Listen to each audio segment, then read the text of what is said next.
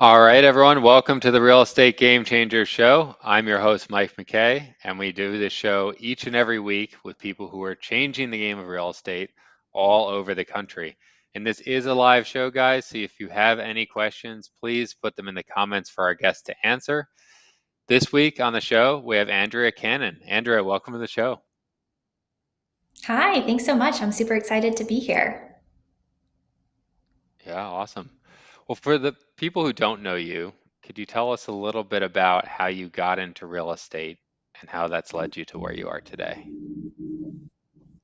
Yeah, thanks for asking. So, I really always wanted to get into real estate. I'm kind of a nerd and even brought real estate books along to my honeymoon back when I got married in 2015 to Greece. But I knew it really wasn't the right time for me to get invested in real estate, at least for me personally. I had a bunch of student loans from pharmacy school. My husband had just finished medical school, and we were moving across the country from North Carolina to Utah for his residency. And so we just weren't quite ready yet, trying to figure out our new adult lives and navigating everything and student loans and all of that. So really was doing a lot of learning during that time. And we bought our own personal residence, which ended up being a great investment because of the pandemic. But, just still learning and, kind of figuring everything out. We moved away from Utah for my husband's fellowship. And then when we moved back to Utah, for him to take his first job, that's when we decided, okay, now it's the time to get invested in real estate. So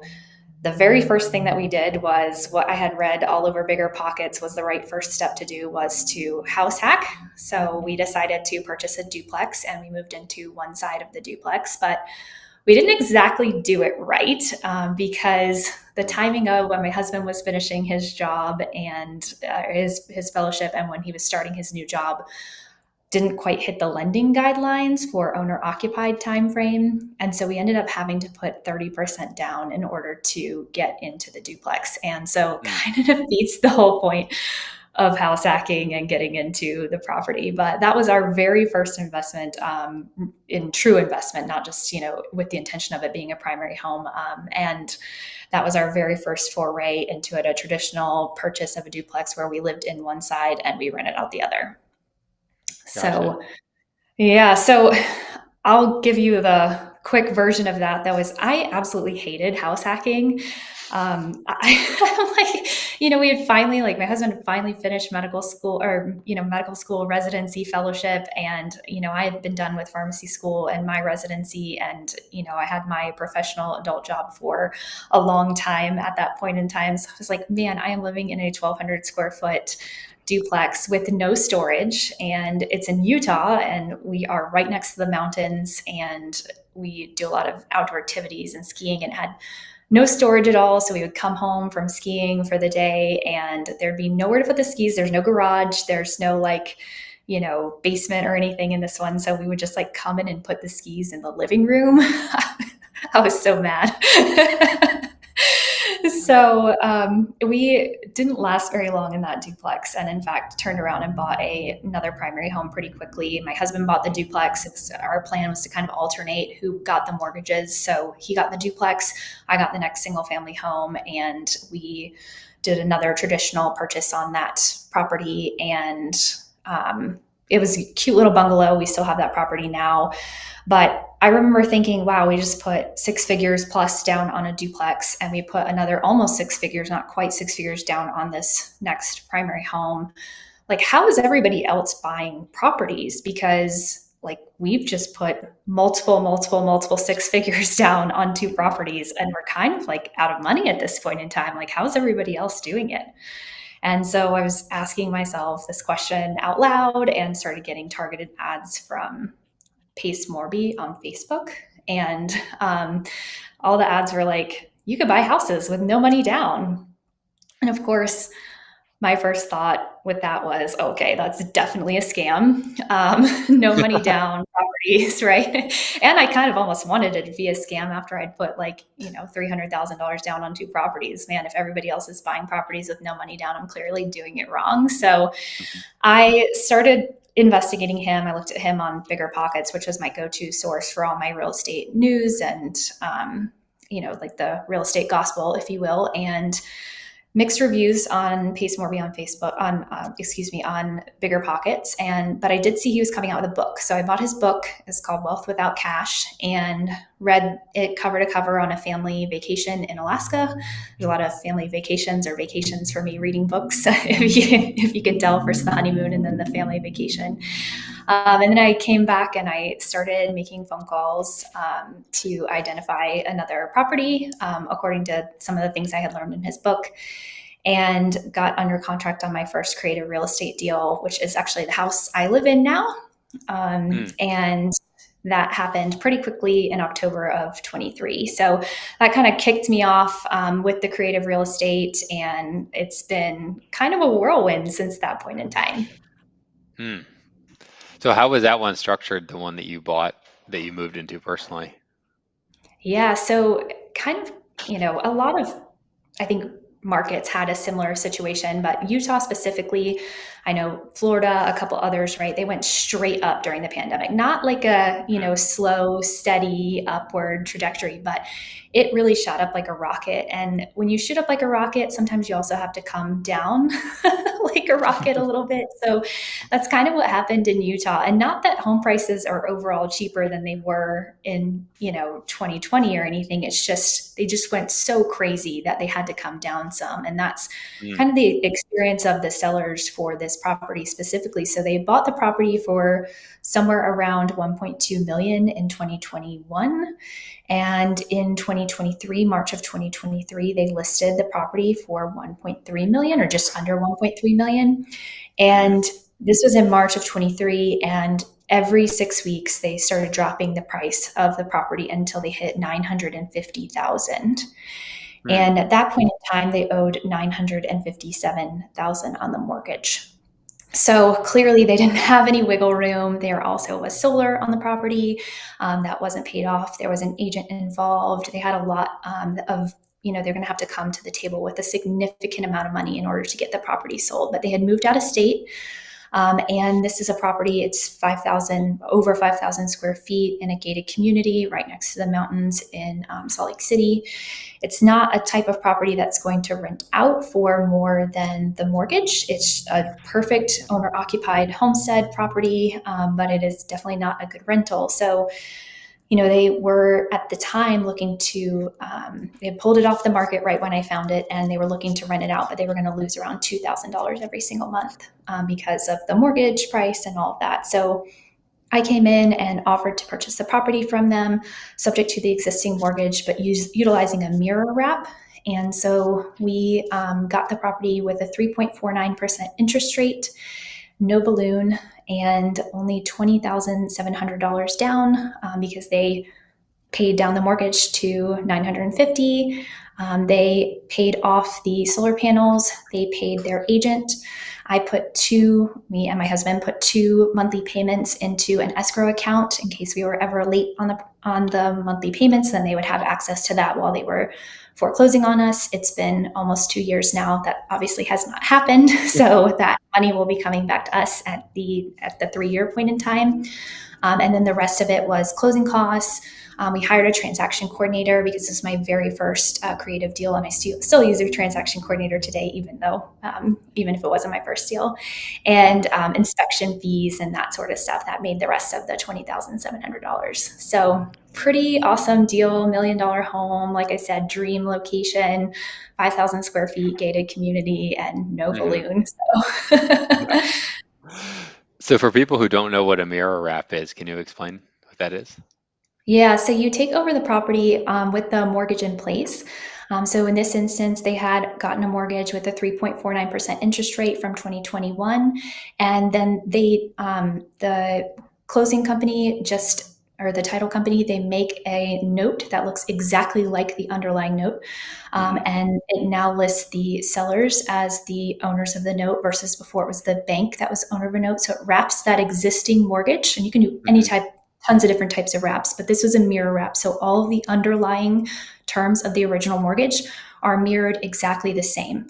But you Mm. could also do a wrap where you say, okay, not 3.49%, we're going to do it for 4.49%. And then there's like a Mhm. little a kind of extra interest charge in the middle that somebody could take home. So there's a lot of different options that you can do, but in this instance, it was a mirror wrap. So it's exactly like the underlying mortgage, but it adds that layer of security for the sellers in case we, went MIA, they would be able to foreclose. So is that why someone would do that as opposed to just letting you take the mortgage straight subject to, just because it gives them that security, or?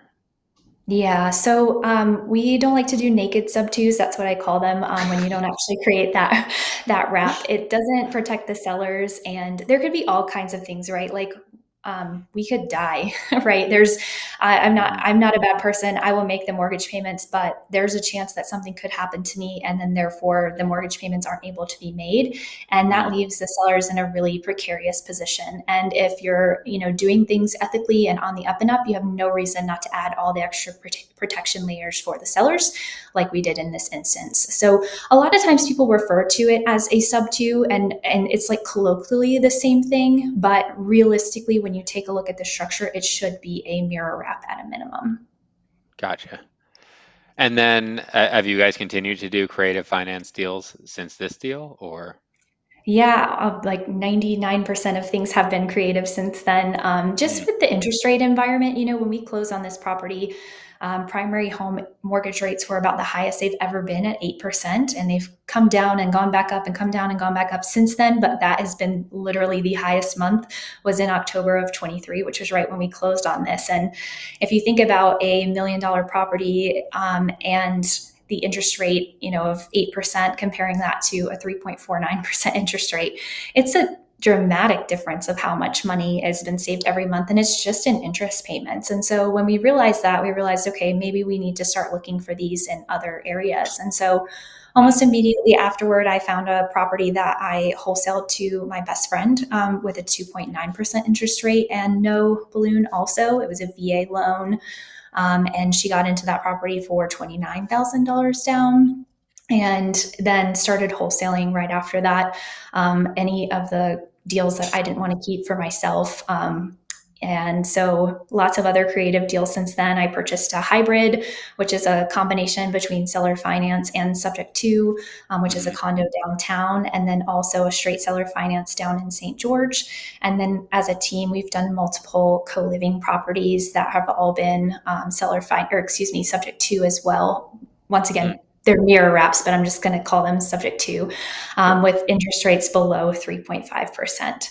So it's pretty crazy. Like the last one we did was 2.75% interest rate. So it's just Mm, hard when you think about the cash flow from something like that versus, investor interest rates right now being in the sevens. mhm, It's hard to cash flow already, right? And then if you add in a 7% interest rate, it's even worse. So we've really been focused primarily on creative real estate deals since I really understood what that meant. yeah. So how do you go about finding these creative real estate deals, or I guess finding sellers who like this is a good option for? Yeah, so there's a lot of different ways to find these deals. For me personally, I am a pharmacist. I still have my regular W 2 job. So I figured, hey, I'm a professional and so are real estate agents. So I'm going to go professional to professional and talk to these real estate agents. And so that's Mm, the scenario for the house that I live in, the scenario, the one that I got my best friend, the scenario with the hybrid, the one that I did that straight seller finance was to the seller directly. But the majority of my deals are actually through agents.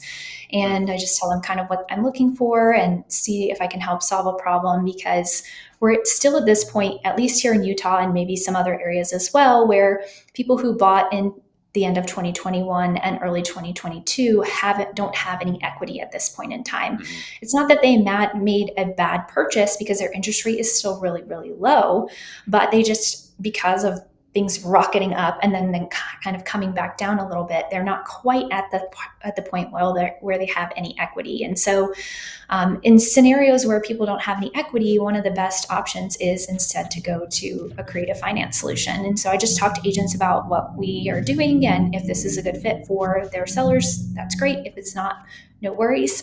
And so I've found things on Zillow. We have a way to pull lists now, which makes it kind of complicated for people who've never done this before, but we pull a list of people who have low equity and reach out to them specifically. But you can just mm, take a look on Zillow and see, properties that have been on the market for a long time aren't making really any price drops. If your state is a disclosure state, you can see if they have any info on the previous sales price, and a lot of times you'll be able to tell if it previously sold for 300,000 and now the house is listed for 300,000. The odds are there's not a ton of equity, right? Unless they Mm, put a ton of money down. So they just don't really have a lot of wiggle room on the price, and therefore a creative option may be the best for them.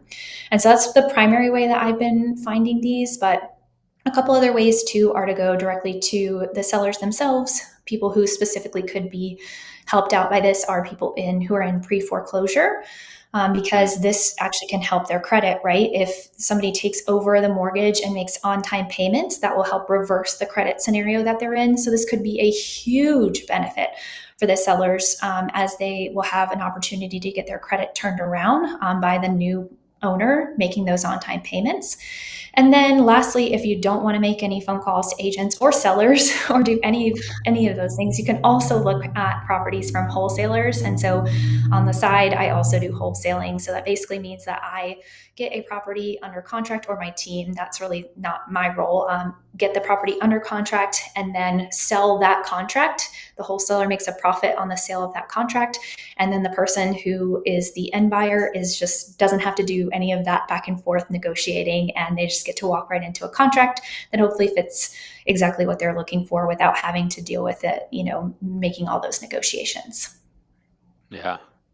So is your main way is if you're finding it for yourself, you're going on the market, looking at listings that have been up for a while, and then are you also are you also like trying to filter by the last time the property was sold for like the looking for those 2020 to 2021 sale dates, or you're just kind of like seeing that if they're on the market for that long, it's probably there for a reason?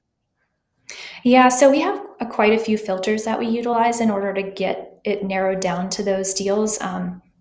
We use PropStream for the most part, and that is Hmm. a way that you can kind of search and filter by different properties, on market, off market. You can find out a pretty good guess on what their interest rate is. So we filter by 5.5% interest rate or lower. You can pretty much get a good idea of whether or not the property has a good interest rate by the time it was last sold, but you never know if somebody did a permanent rate buy down, or if there was some sort of new construction benefit or something that they have, that even though, they bought their property in 2023 and interest rates were probably 6.5%, 7%, that doesn't necessarily mean that they were that for that individual person. So we have filters of their interest rate, how much equity they have, what type of loan they have, because a adjustable rate mortgage obviously wouldn't be as beneficial, versus a FHA, VA, conventional loan, that sort of thing. And so just kind of taking a look at those variety of different factors. And for the most part, we also filter for under $1 million, because most investment properties are going to be under a million. Obviously, the property I live in, it's owner occupied, but we're mostly finding properties that would fit as either investment properties or owner occupied homes for maybe like first, second time home buyer type of a situation. Yeah. And then how do you guys take into account? I don't know if there's as many of these like in Utah, but in Florida, a lot of people are buying with FHA loans, right? And I've only done like, I don't know, like three creative finance deals ever. So I'm asking for myself because I'm not the expert here. But obviously those FHA loans or some other loans, like they have mortgage insurance, right? And that's Mhm. not exact like remember looking at a few that the rate seemed awesome, but then like kind of once you factor in the mortgage insurance, like the rate's not really 3%. It's like whatever once you add in the cost of the Mhm. mortgage insurance. Like, how do you guys look at that if you are looking at FHA loans? Yeah, so mortgage insurance has a lot to do with the underlying borrower's credit rating. And so you can have mortgage insurance. Like, for example, that second house that I told you I purchased, we Hmm. didn't put a full 20% down. So we had mortgage insurance, but it's like $60 a month. So Hmm. that's really not going to throw a wrench in a deal, right? Because we had really good credit. And so we, of course, have to have mortgage insurance because it's less than 20% down, but it's not really a huge wrench. But we've looked at deals where there's like $400+ of mortgage insurance, and Hmm. that definitely takes the rate, and skews it negatively. Now, if it's an FHA loan, that mortgage insurance never goes away. But Yeah. if it is a conventional, um, loan, then at least, when you hit the right threshold, it's like 78%, then it will automatically pop off from like an equity loan ratio standpoint. So there are, Mm, in some scenarios, it does make sense. And even when, even when it is a high amount of mortgage insurance, it still may be an instance where it makes sense. Like, for example, if the down payment is really low, you may be willing to take a higher monthly payment because, well, you didn't have to sacrifice a lot of money to get into the property, right? And so even if you're not cash flowing very much, it's not as big of a deal because it didn't take a lot to get into that property individually. So I'd say every single deal is different, but that's one of the reasons why VA loans are so amazing is they don't have any mortgage insurance, and people can get into properties who have a VA loan access for 0% down. So if the market does do something like it did between mm, 2022 and now, those people are underwater. And so if they do need to move, like let's say they're getting relocated to another base, um, they're not able to sell their house because they have no equity, and we're able to step in and really help in that scenario. Like this scenario with my friend, it was a VA loan. We got her that interest rate of 2.9%. There's no mortgage insurance. There was very little equity. They were in a really huge bind because they were living with family, but once they got the orders to move to a different location, the family moved out. So then they were paying the mortgage on their own, and they really couldn't afford it. So this was like a huge, huge, huge help to them, and also a mhm. huge benefit to my friend who got to move in, right? So it's a win-win. Yeah. And how is it typically affecting I've heard different things here, but the seller's ability to purchase a new home in the future? Yeah, so in a VA loan specifically, they have something called entitlement. And Hmm. so it definitely want to talk to a dedicated VA specialist. But there's a lot of misconceptions out there that if you have one VA loan and you leave that in place and you go to buy another property, you can't use your VA loan benefit again. That's absolutely not true. There's just an amount and a calculation that you can use. And you may not be able to put 0% down on the next property, but that doesn't mean you won't be able to use the VA loan. And Hmm. so talking to someone who understands the nuances of VA loans is very, very critical. Yeah. Secondly, I think the key understanding piece is, you're allowed to have 10 mortgages per person. So, and that's how real estate investors exist because they have multiple, multiple, multiple mortgages. So just because you have a mortgage on your property and you are allowing it to get taken over sub two in order to sell the property doesn't mean that you're automatically disqualified from getting a new property. However, the important piece is that if you're in a financial bind, that may be true because you may be maxed out on your debt to income ratio. Hmm. However, that being said, that doesn't mean you would have been able to purchase a property anyway, right? Because the odds are you'd probably have to come up with 20,000 plus to sell your house that you're not having to do now that you're selling it subject to. So it's kind of a win here and a loss here overall. Now you're not having to come up with that $20,000, but maybe you're not able to sell or to buy a new property for another year or so. It just depends on the specifics of your financial situation, your debt to income ratio, and the structure overall of the deal. Gotcha. And you said you guys are moving, we were talking offline, you said you guys are moving into some kind of co-living stuff now. Do you want to talk a little bit more about that? Yeah, so housing affordability is really tough right now for a lot of people. And one of the things that happens when a housing affordability gets worse and worse is people start to take on roommates. And so we're looking into designing rental properties in a better way to accommodate roommates from the get go. Hmm. And so that's kind of what we're looking at here. Now, there's a couple of different companies, like how Airbnb and VRBO exist for short-term rentals, but you could still just book directly with someone and do a short-term rental stay. There also is something called Pad Split that exists for people who want to do co-living or rent by the room. We actually don't have that in Utah. So what we've been doing instead is just listing the rooms individually, and we're doing it a little bit of a different structure because Pad Split is a little bit more transitional than I am a fan of. Hmm. So transitional meaning you could stay there for just a week. And that seems like a very short amount of time, in my opinion, and just doesn't necessarily create the community and environment that we're looking for. So instead, we're doing more of a month to month structure with a 6 month minimum.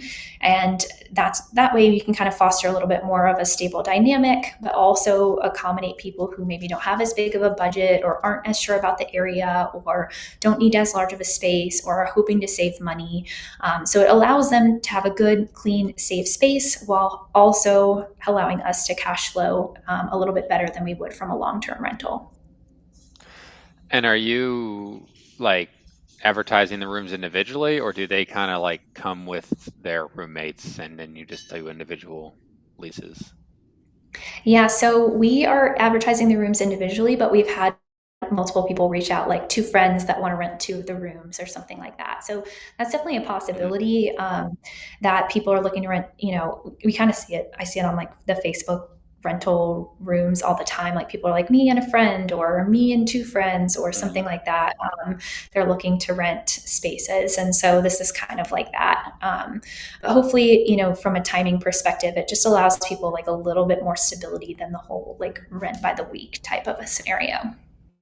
Yeah. And how do you go about advertising that to find those Yeah, people? so interestingly enough, Zillow now has a room rental option. So if you are looking for a place to rent on Zillow, there's a checkbox that says entire place or just the room. And so we can advertise on Zillow, we can advertise on the local like Craigslist. We have something unique in Utah called KSL. It's similar to Craigslist and places like Facebook as well. Hmm. And then are these mostly single family homes that you're like kind of converting to this, or what are they? Yeah, they're mostly single family homes that have like really good parking and space, no HOAs, stuff like that.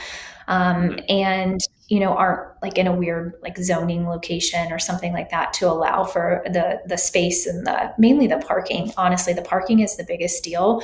If it's a Hmm. place that only has like one or two parking spaces, it's not going to be a good fit for co-living because obviously if you Hmm. have, four, six, eight roommates, there's going to be a lot of cars. So Yeah. How many rooms are you typically trying to put in one of these places? our goal is to get to eight if we can. So eight rooms. Okay. That way, we don't want any more than four people to one bathroom, and because Hmm. that's too many, so we then start needing to add bathrooms. So our goal is to get to eight, but also just to make it like a good environment and not have 20 different roommates or anything like that. None of the rooms are shared, so it's not like it's 16 people, even though there's only eight rooms or anything. So that's the main goal. And a lot of houses in Utah are already really big anyway, so it Hmm. works out okay. There'll be 5 bedrooms or something like that, so we'll convert like a dining room as an example or a living room if there's two. We always want to make sure there's somewhere for people to eat food outside of their room, just to avoid having any like critters or anything like that. Hmm. But other than that, we're not concerned about necessarily keeping every living space intact because a lot of times people just hang out in their room anyway. Hmm. What are some lessons you've learned along the way with doing this versus like a traditional rental? Yeah, so I mean, I think we've learned a lot of lessons so far, but more on the way as we've only done two of these as a team so far. But I think, in other areas of the country, it's with the pad split kind of platform that I was mentioning before, which is kind of like Airbnb, but this is for like co-living specifically. They do all the marketing and all that stuff for you. So it's interesting because we have a religious kind of undertone to Utah, and also with the lack of marketing that's like kind of built in, it's like, do you do the co-ed thing, or how are you communicating that, and are there standards that Hmm. some people who are religious want to hold and some people who are not religious don't want to hold, and like kind of navigating that situation. The other thing that we are still kind of struggling with, worked out so far, but you never know if that's going to shift, is just keeping like how to keep the place clean. And some people do assigned Hmm. chores and they rotate by the week. So whoever's in room one does this chore this week, whoever's in room two does the same chore the following week, and then it rotates to room three, and then room one gets a new chore, versus just like balancing and having people say, okay, well, if it doesn't stay clean, just clean up after yourself. But if it doesn't stay clean, then we're going to assign chores. And so like, that's how we've done it so far. And it seemed to work out, but you kind of never know if that's going to shift or a certain house is not going to work out well for that. So it's an interesting. It's definitely interesting. And we also, made the kind of shift to do the month to month, but a 6 month minimum so that Hmm. it allows for a little bit more flexibility than like a full like year lease. But also isn't the full, like, you can move after 1 week type of a scenario that I mentioned with pad split. So it's kind of trying to find that middle ground of like building the right community for each house without Mm, like micromanaging everything. sure, yeah. What's the typical occupancy of these places? Yeah, so they get pretty. I mean, the nice thing is once they're all rented out with the 6 month minimum, they stay pretty rented. So Hmm. I will have to look at exact percentages, but it's pretty high, which is nice. And then, if one room is empty, that doesn't really throw you off versus like, I have a long term rental down in southern Utah right now that will be coming up for their lease ends on July 31st. And if I don't have somebody in there by August 1st, then it's like zero rented, right? Even though it's 4 bedrooms. And so it's definitely a nice way, kind of like almost multifamily, to kind of hedge yourself against things because you have people in individual rooms and the leases aren't all up at the same time.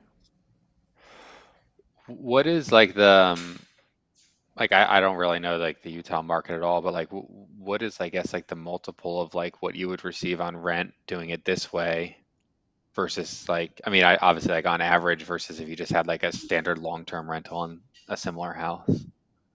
It's around 2.5 to 3 times as much, and definitely a Okay. lot less headache than something like Airbnb. So pretty drastic. I mean, our long-term rental rates in Utah aren't that high, but there's like a floor though that single individual people, if they just have the money to rent a room, aren't able to find something. So that's kind of like our why this is still a sweet spot for us, even though our overall rent rates aren't super high here in Utah. It still excludes people out of the market who could pay only $700 a month or something like that. They're unable to find anything in Utah, Hmm. and probably in most places as well. But at least here, that the threshold is a little bit higher. But then once you hit that threshold, right, of rents being, $1,500 to $1,800, you can probably find something, and then they Hmm. just don't go up significantly higher, right? You're not finding Hmm. tons and tons of rentals for over like $3,500. And Hmm. so in this scenario, let's say the maximum that you could rent this property out for would be like around 2,400. You're still Hmm. probably able to get somewhere just under 6,000 for the property renting it out by the room. So Okay. Is that kind of the is 700 is that kind of the typical like average rate per room that you guys are charging or?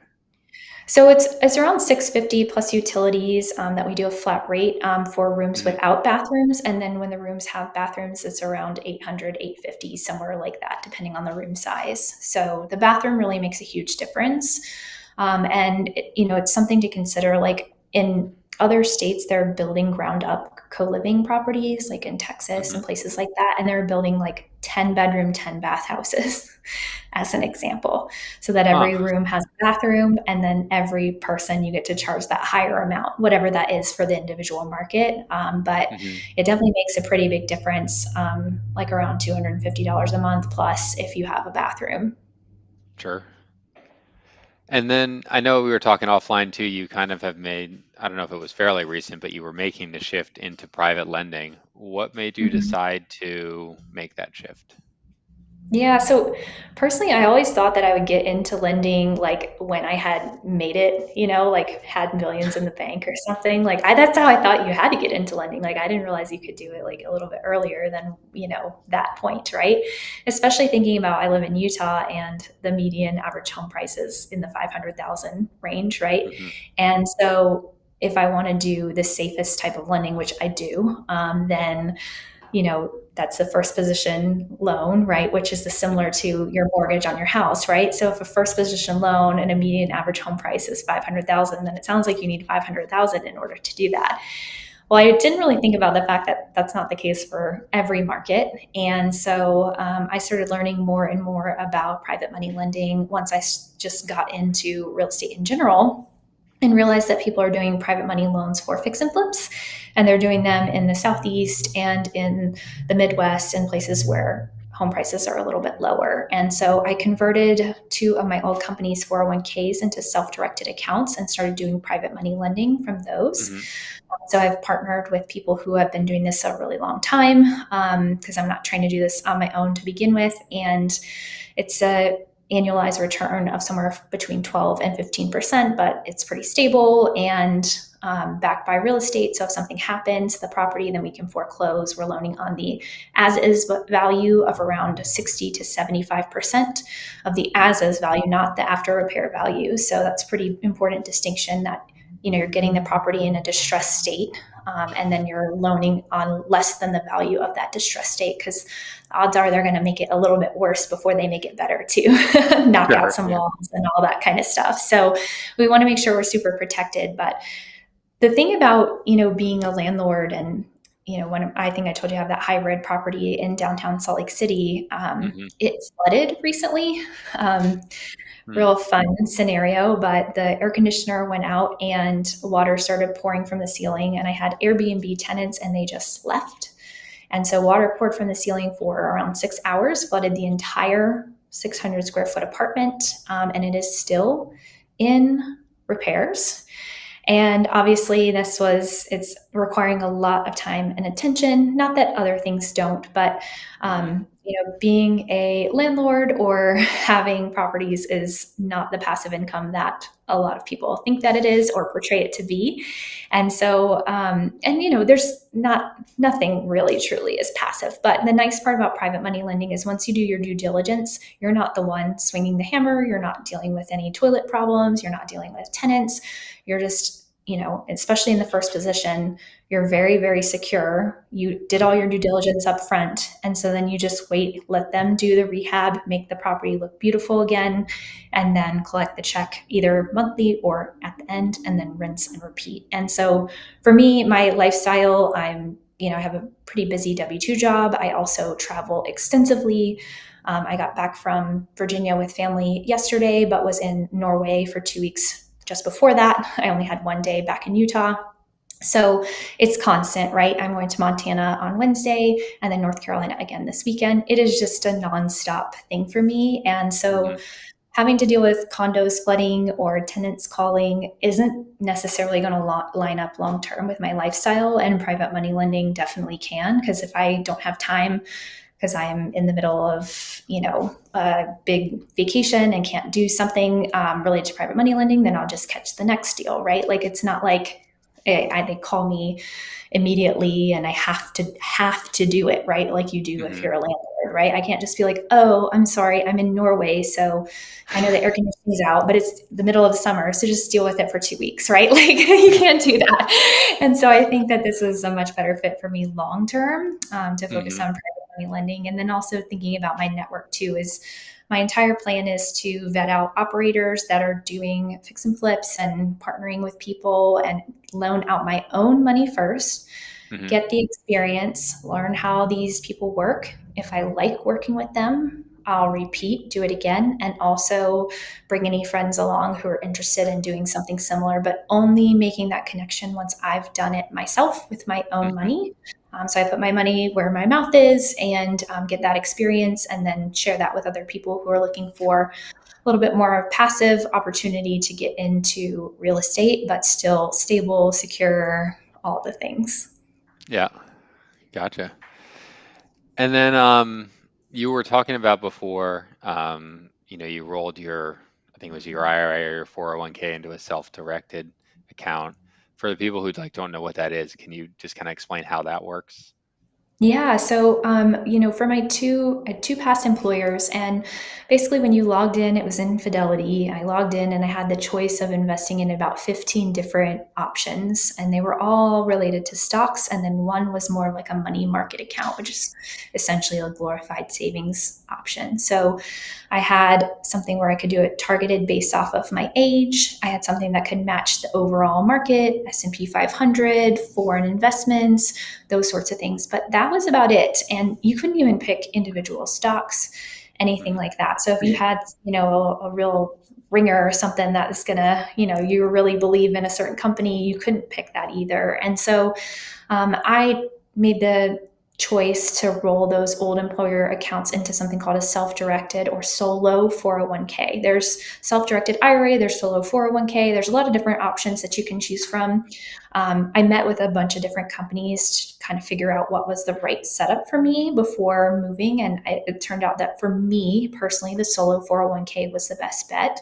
And so I moved everything there. And then you have the opportunity to really invest in anything, which is awesome. So, and not just real estate. This is not just a real estate thing. You can do crypto, you can do gold or other metals, you can do individual stocks, you can do the exact same, basically, ETFs or money accounts that you could in the last thing I was telling you about. So if you wanted like a target ETF, you could still probably do that if you chose to. So it's not like it's eliminating any choices. It just allows you to have a lot more control over your money and what you're doing with it, versus just leaving it in whatever the 15 different choices you had were, there and already preset for you, and you can't really change it from there. So it really has been nice because this particular solo 401k account is almost like a checking account. I mean, I don't have access to it. I can't just use it for my groceries or anything like that, but I can wire money from it just like I can my personal account. So Hmm. when I was in Norway a couple weeks ago, I loaned on a fix and flip,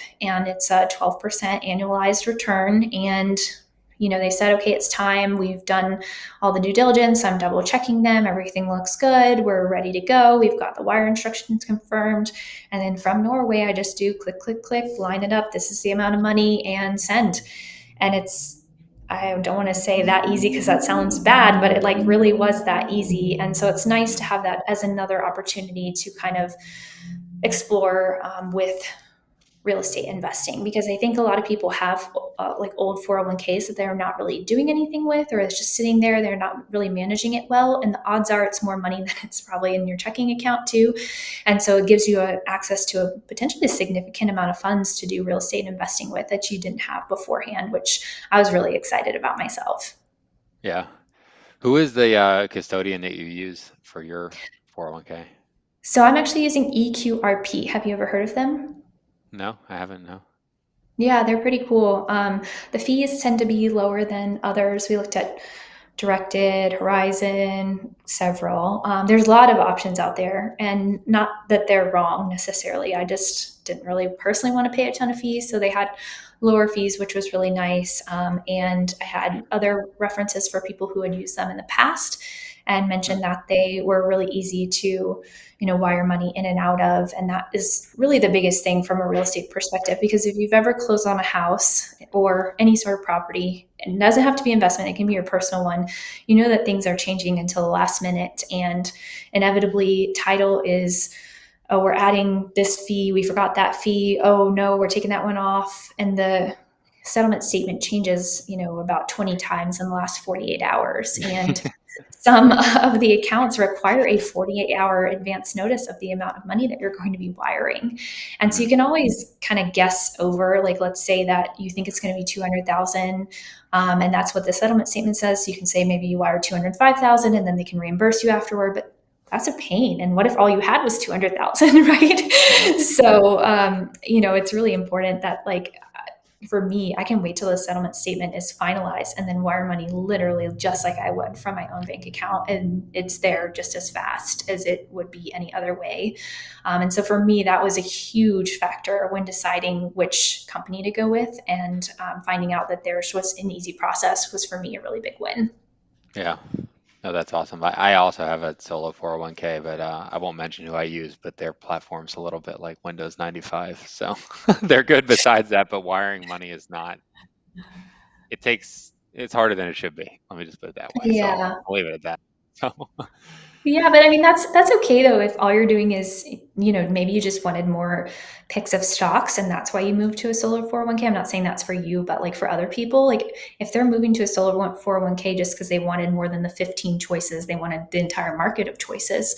Well, then who cares how fast it is to wire money, right? But for me, I knew I really wanted to do private money lending, so that was like the number one thing for me was how fast I was going to be able to turn the money around, because I Mhm. knew that even if I mean, this loan, as an example, I knew about for a month and a half. We had been talking about Mm, it. We had looked at the property. We had every understanding of what was going on with it. But it's just, you don't really know the final amount until the settlement statement is finalized and then they need the money right now. And you're like, yeah. okay. So, So you mentioned as you were kind of getting into it, you did it with some other people. Like, could you just kind of share like how I guess like how that all works or? yeah, so I have been partnering with people who have like lending businesses. And so basically, Huh. what they do is they advertise that they do these loans to investors who are doing fix and flips. And the whole premise is, DSCR loans and hard money lenders, they exist, right? And they're awesome, but they have certain criteria that they follow and they really can't deviate from those. And they Mhm, also have timelines that they have to stick to, even though they are pretty fast. They can't do it in less than a week. And so one of mhm, the loans that I did was actually like a 4-day turnaround, including the weekend. mhm, And that's just not something that a hard money lender can do. And so this is somebody who does this only in Atlanta, and mm, or within 60 miles of Atlanta or something, like 50 miles of Atlanta. But obviously Atlanta is a huge city, so there's plenty of opportunities, and he can do massive amounts of volume, probably loans out any or like around 5 million a month of mhm, these. And so basically he's out there really marketing to people and investors saying, hey, if you're a borrower, come talk to me. And the benefit of doing it with them is they do 18% annualized. So it's 1.5% per month. mhm, And the nice part is that there's no points, origination fees, that sort of thing. So even when you do the standard, like hard money loans are usually around 12% and 2 points, mhm, that's still the break even time between 18% and 12 and 2 is somewhere around the 4 to 5 month range. So if you're a really fast fix and flipper, I know 18% annualized sounds like a lot, but it actually might be better if you're not having a ton of points and all kinds of origination fees like you do with your hard money lenders. And so there's a potential market for that. So this guy goes out and markets his, and then he borrows money from people like me for 12% annualized. So then he makes that mm. 6% annualized difference and then continually cycles money over and over again. And so my goal is to continue to partner with people like him, let him arbitrage my money while I learn what he's doing, right? Mhm. Rather than going out and doing it by myself and potentially getting 18%, which would be freaking awesome. But at the same time, the risk of potentially losing money is a lot higher too because I'm not as familiar with what I'm doing. So my goal is to partner with people who know what they're doing. I'm doing a bunch of different people, seeing their systems, learning their underwriting, getting to a feel for how they're doing their marketing, figuring out how they're communicating with me, and how the borrowers are communicating with them to kind of figure out what is the best for me to go forward and do this maybe on my own in the future. But right now, really the main thing is to do it with people who are doing this regularly as their main business and getting that experience. So is your ultimate goal then to do it on your own, but then also raise your own money from like other people and arbitrage it yourself, Yeah, so or? that's definitely the end goal, especially thinking about my background being a healthcare professional. There's a lot of healthcare professionals that would really benefit from something like this because, of course, you have your high yield savings account, right? And that makes around 3.5%. And then you Mhm, have the market that's going up and down and all over the place. Tariffs, all of a sudden it's down, no tariffs, all of a sudden it's up, right? And it's just kind of crazy wash. But if you want something that's fairly consistent and standard and not as risky, kind of in the middle somewhere, this is the perfect fit for that. And especially with fix and flip loans, they're around 6 months on average. So if you, let's say, you have a big purchase at the end of next year, the odds of you wanting to put that money in the market aren't really the best, right? Because the market really does best if it's a long-term strategy, right? But the market could drop 20% tomorrow. So if you put your money in the market and you need that money for the end of the year next year, that's not really a good fit. But if you're doing first position loans backed by real estate at 60 to 70% of as is value, the odds of that money going away entirely, like it would be in the market, or even dropping 20%, are very, very, very, very low.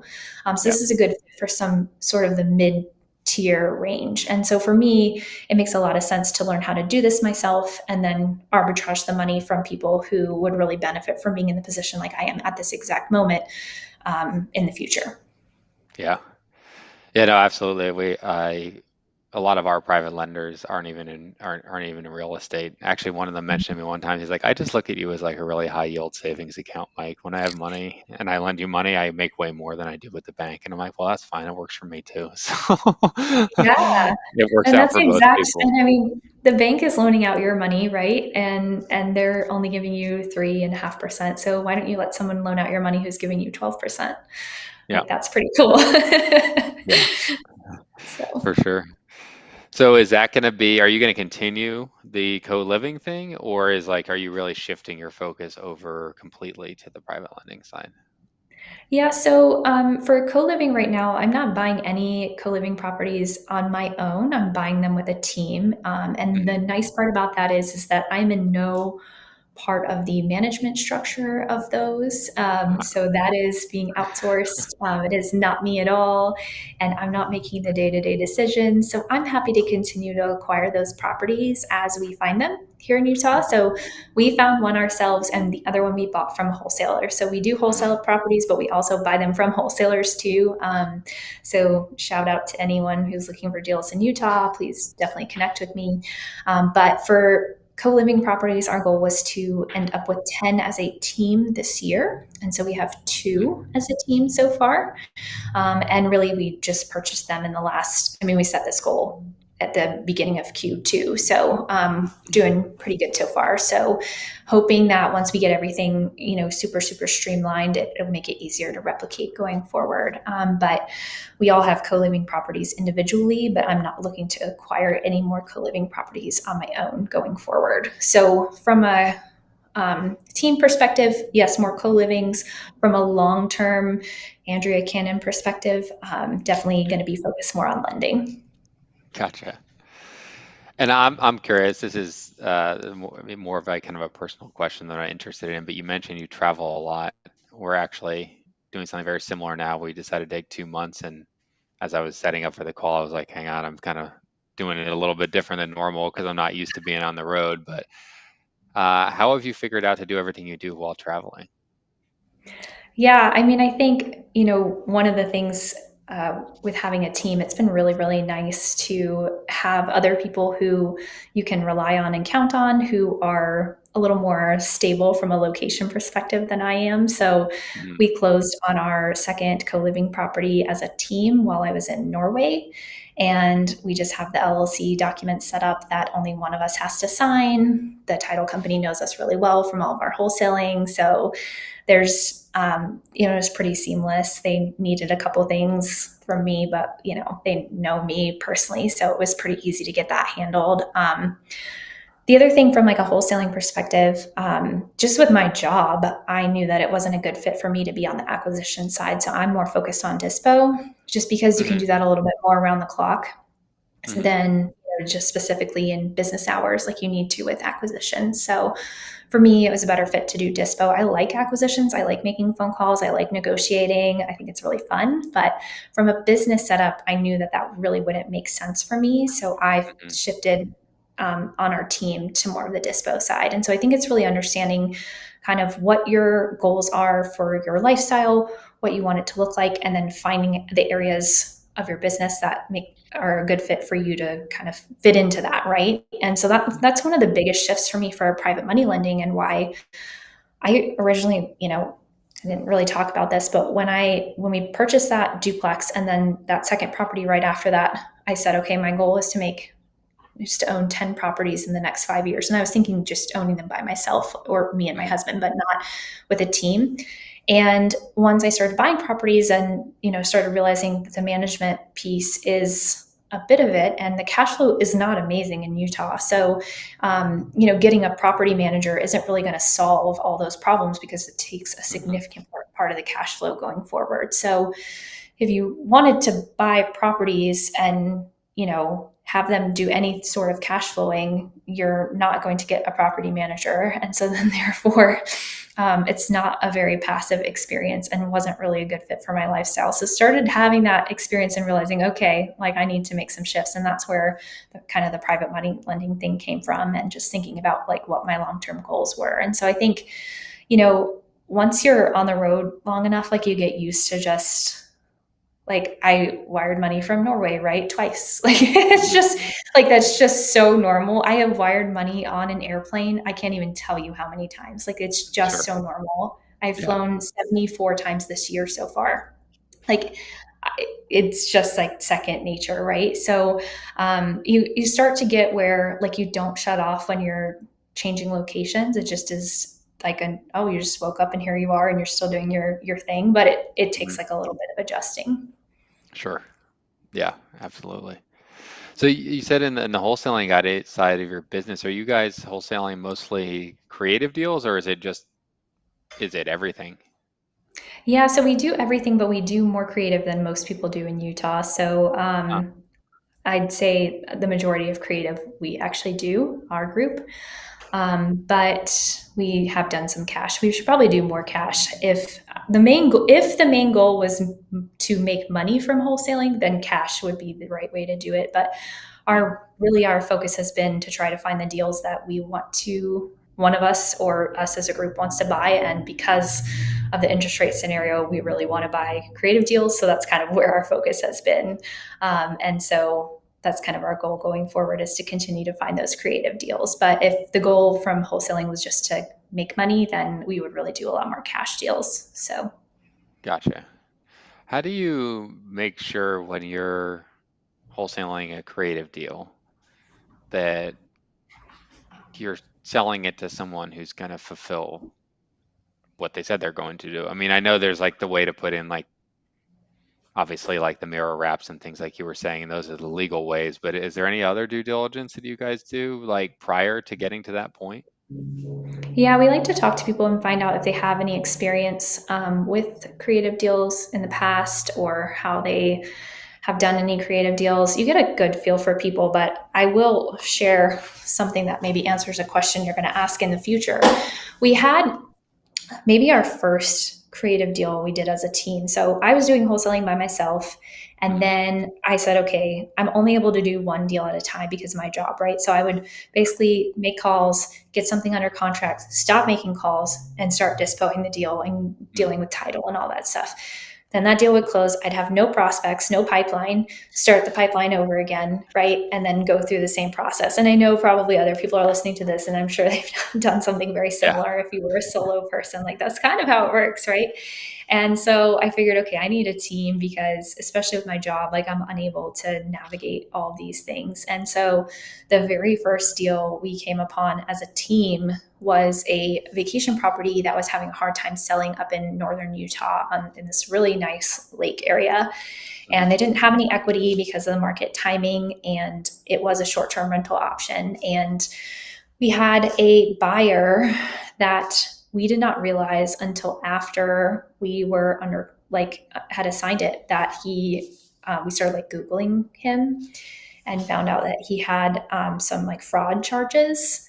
And so we talked to the buyers immediately and said, hey, like this is this guy, what do you think? And they're like, they were in a good financial position. They could have held the property for a while. So they were like, honestly, let's just move forward. Like we don't fully understand, you know, if this was actually because he had charges, but he was never found guilty. And so they're like, well, people could just throw a lawsuit at somebody because they don't like what they're doing or something. So we're not sure if that's like legitimate or not. So we wanted to like make sure, and we talked to them about it. So anyway, we go through the process. We're like dealing with This was the everything, the right? sellers said this, the people who. Yeah, the seller said that. Yeah, they're like, we're Okay. not sure if it's actually like whatever. And they were in a good financial position that if he like did try to stop paying or something like that, then they could foreclose and it wouldn't be a big Okay. deal to them. I mean, annoying, but like it wouldn't be a huge deal. They were just excited to have a buyer. So we go through the whole process, title, everything, we close. And he never funds.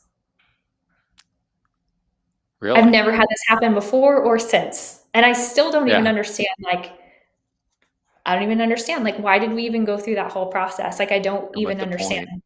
Yeah, Yeah. like what was the point of wasting everyone's time like that? Oh no, I'm definitely interested. I still want the property. Like, because I would go a couple of days without having heard from him, but like, it's 3 weeks of closing and stuff. So like, I don't need to hear from you every day. Like, you don't need to give me a text update. I'm still in. Like, like why would I Yeah. have thought that that would be the case, right? Like, it was just the weirdest thing, and I still don't even understand like what the end game was, right? Because we just kept Huh. the earnest money and just moved on. But like it was just so weird. And I still don't get like what that end game was. But that was really the only time we've had like a sketchy kind of buyer scenario. And it was a good thing the sellers were in a good position and we had the conversation and we kind of it ended up working itself out. Yeah. So it sounds like you guys are pretty like upfront with the sellers if you are going to assign the deal. Yeah, yeah. Honesty is the best policy, in my opinion. Transparency always wins, even if that means you don't get the deal. And this has happened to us multiple times where we say, hey, odds are we're going to wholesale this deal, but there's a chance we could buy it. It does or doesn't fit what we're looking for at the moment. And we just want to let you know. And then it turns out they go with somebody else who says they're not going to wholesale it. And then they end up wholesaling it. But I'd much rather it be that way than the other scenario where somebody finds Sure. out that we're wholesaling it and they get mad or anything like that. And it also helps just like from a liability standpoint. These are creative deals, and all of a sudden you're like, I thought we were dealing with Andrea, and now we're dealing with John. Like, who's John? Where is he coming from? Right? Like, it just doesn't feel good, and this is a long Mm, term relationship in a creative deal, so you really need to not start off on the wrong foot. And so not disclosing that you're wholesaling really isn't the best, even if it means that you're not going to get the deals. I mean, if there's a chance like that we are going to buy it, we're gonna lean like much more heavily into the buying side. Like, hey, we're doing co-livings. It's a 5 bedroom, 4 bathroom house. It doesn't have an HOA. There's great parking. The odds of us buying this are really high. But I do want to let you know that if something comes up, we will wholesale, right? And it would be more of like a conversation like that. yeah. But it helps because we have a track record of buying properties from wholesalers and also wholesaling properties successfully. So like with that trifecta, like it usually ends up working itself out. That honesty works out for the best anyway. And um, it's funny because they'll say, "Oh, well, so and so told us they weren't going to wholesale," and we're like, "We know them from the wholesale groups. They're going to Yeah. wholesale." So it's just kind of funny because then people get mad. They're like, "Oh, they didn't tell me," and I'm like, "Well, we told you, so you should have known." But yeah, I think, um, especially in the creative game, it makes so much sense to be honest with people because they need to know that maybe they're not creating that long term relationship with you, and they need to Yeah. know that they have that we're starting off on the right foot even if it isn't with us long term, right? Like we don't want to start off in a dishonest way and for something that potentially has a chance to last 20 plus more years. Yeah. Yeah, absolutely. Well, we're getting close to the end here, and there's always two questions I like to ask at the end of the show. And the first one is, what is the craziest or most uncomfortable situation you have ever experienced in a real estate deal? Yeah, so the craziest was definitely that scenario where he didn't fund because after we found out that he had that potential for fraud and we went to the sellers about it and kind of talked to them and they were like, okay, that's fine, because we're not sure if he actually was found guilty or anything like that. So that was definitely the craziest because I still don't understand what the end game was with that. Hmm. um, but uncomfortable. Relatively recently we had a deal in Houston. So we do mostly Utah, but we do out of state as well.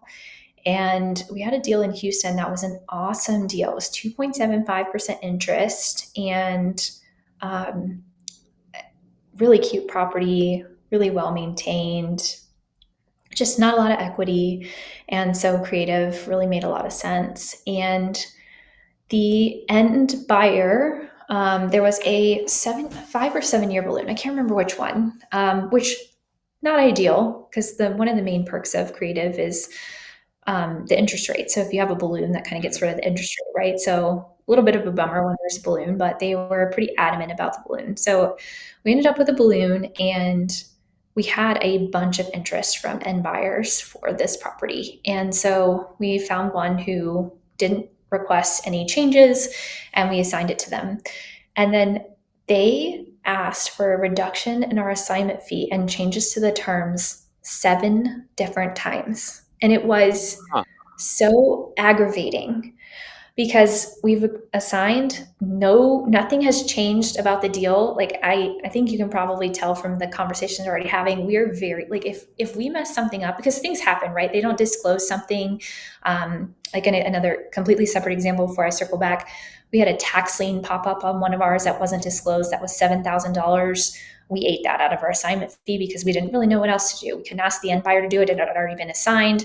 The seller had no money to Hmm. contribute to it. And so we just took $7,000 out of our assignment fee because that was the right thing to do, because we want to get the deal done. It's going to help the seller. The end buyer didn't agree to pay an extra $7,000. And so who else, where else can the money come from? It can come from us. So if the terms change on the deal, we'll be the first ones to admit that they changed, and we will make it right. This, however, in the Houston deal was not really that. And there was something that came up. The HOA had provided a warning for the trim on the chimney, and that wasn't disclosed. But like that is like so little. Like I just don't even know. Like I yes, that is a changed term, but like come on, man. So anyway, they kept asking for a reduction in the assignment fee by $5,000, and I'm like, it's trim on a chimney. It's not even the whole chimney. It's trim on the chimney. Like this cannot possibly be $5,000. And even up until the day of closing, asked for a reduction in the assignment fee by $5,000. And I mean, we said no every single time, but it was so uncomfortable. And I've seen this person in person now, and I'm just like, dang, like I'd really like to do more deals with you, but I will never Yeah. volunteer for that again because it was so uncomfortable. Like we had a great deal, 2.75% interest rate. It's the exact same, maybe minus the $600 chimney trim that I don't even know was $600. We ended up giving them a credit out of our assignment fee of $600 to like make everybody happy, but we did not do it by $5,000. It was just so frustrating. And I think it surprises me that people last a long time in real estate when you behave like that. But Right. this person had been in real estate for 30 years. And I mean, maybe they're winning because they nickel and dime people over and over and over again, but I don't ever want to work with that person ever again. So it's hard for me to understand how they continue to last in the real estate game because I'm like, ooh, no. Yeah. Well, I know we have a blacklist of people we don't work with anymore, and there's just people on that list. So, Yeah, yeah, man, no fun. yeah. Well, the last question I always ask is for the people who are a little bit newer who are listening to the show is if you could go back in time, give yourself one piece of advice when you were looking for your first deal, knowing what you know now, what would you tell yourself? Yeah, so I think I kind of told you at the beginning, I really was, learning about real estate, and I thought, man, it's not the right time for me to get into real estate for all these other reasons, right? And we had student loans, we weren't established, we had didn't know where we were going to live long term. There were so many different factors, and they weren't wrong necessarily. But going back, I really wish that we would have just done it anyway. And Mhm. probably the best way to do that at first would have been some sort of modified house hacking. And as an example, would have been to just purchase a property, move in, get yourself established, move out, rent that property, do the same thing again. So you don't necessarily have to live next door to your tenants to do the house hacking. You could just, do something like I outlined. And we would have had a nice portfolio of 4 to 5 properties in Utah before we even moved away.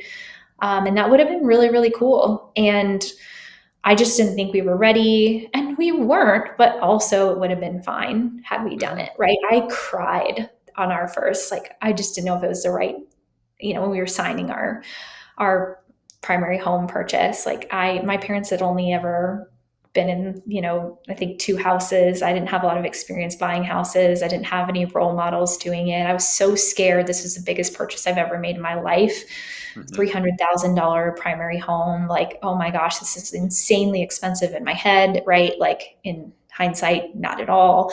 But like, I just didn't know. And I wish I would have gotten started sooner, even if I didn't think that I was ready. And so, whatever obstacles you think you may have in your way, see if they're really obstacles or if there's a way for you to get started anyway. Yeah, I think that's a great piece of advice. Um, Andrew, if people want to connect with you after the show, reach out to you if they have questions, how can they go about getting in touch with you?